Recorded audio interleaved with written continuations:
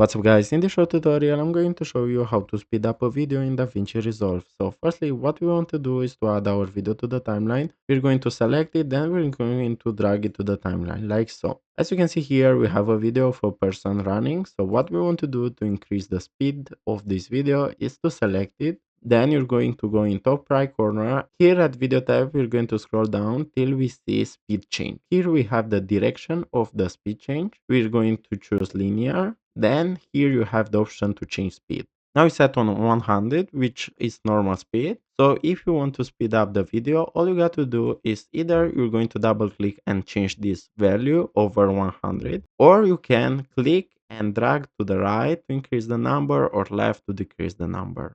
And see how it looks. As you can see now, the video is speed up. Also, you can speed it up even more. And now our video will look like this. So guys, thanks for watching and don't forget to leave a like and subscribe to the channel.